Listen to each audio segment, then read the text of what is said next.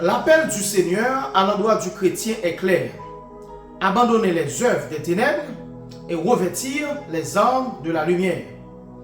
C'est dans cette lancée qu'apôtre Paul, dans Romains chapitre 13, le verset 12, nous dit « La nuit est avancée, le jour approche, dépouillons-nous donc des œuvres des ténèbres et revêtons les armes de la lumière. » Après s'être dépouillé des œuvres des ténèbres, le chrétien doit maintenant se revêtir des armes de la lumière. Tout vêtement que l'on porte doit être adapté à la circonstance. Normalement, dans certains pays, lorsqu'il fait froid, il y a des vêtements qui sont adaptés à la situation. Lorsqu'il fait chaud, il y a d'autres vêtements qui sont adaptés à cette nouvelle situation. Tout comme celui qui est dans la guerre porte des vêtements qui sont adaptés à la guerre. De même, celui qui occupe un poste de direction porte un vêtement qui est adapté à sa fonction en tant que directeur. Donc, c'est dans cette même idée que l'apôtre nous exhorte pour nous dire de nous revêtir des armes de la lumière. Ça veut dire que nous devons porter des vêtements qui s'adaptent à notre nouvelle réalité en tant que chrétien, qui est des armes de la lumière. Dans le contexte de ce verset, apôtre Paul commence le verset pour dire que la nuit est avancée. Donc le fait que la nuit est avancée, cela suppose que nous sommes encore, il fait encore nuit. Donc le fait qu'il fait encore nuit, cela suppose que en marchant, nous pouvons trébucher parce que nous ne voyons pas trop clair là où nous mettons nos pieds. Donc comme nous devons voir là où nous mettons les pieds, eh bien il faut assurément qu'il y ait un peu de lumière.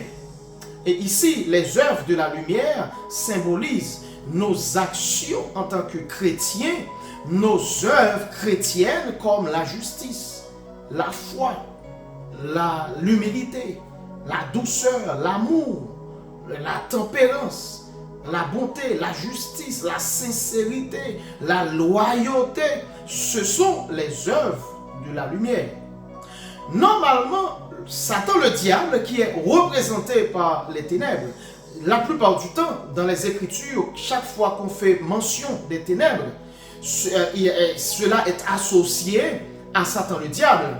Et on parle même des forces des ténèbres. Donc, lorsque l'apôtre Paul nous dit de nous revêtir des armes de la lumière, ce n'est pas uniquement pour éclairer nos chemins, pour éclairer nos pas, mais c'est aussi pour combattre les forces de l'ennemi. Sans la foi, sans l'amour, sans la paix, sans la bonté, sans la bénignité, sans la douceur, sans l'humilité, sans la persévérance, nous ne pouvons pas vaincre les forces de l'ennemi. Et comme apôtre Paul souvent l'a mentionné, que ce soit dans 2 Corinthiens chapitre 10 ou dans Éphésiens chapitre 6, que nous sommes dans un combat. Le chrétien, il n'est pas dans une promenade, il n'est pas en train de se balader. Il est dans un combat. Et de ce fait, il est obligé de porter des vêtements adaptés à son combat. Il est obligé de se tenir en garde, de monter la garde, parce que nous avons un ennemi qui ne nous donne aucune chance. Chers amis, aujourd'hui, pensez à votre vie, pensez à ce combat spirituel, pensez au temps que nous sommes, parce que nous sommes en pleine nuit. Et du fait d'être en pleine nuit, suppose que les forces des ténèbres sont actives. Les forces des ténèbres sont en mouvement. Les forces des ténèbres prennent les chrétiens pour cible. Donc, ce n'est pas un jeu.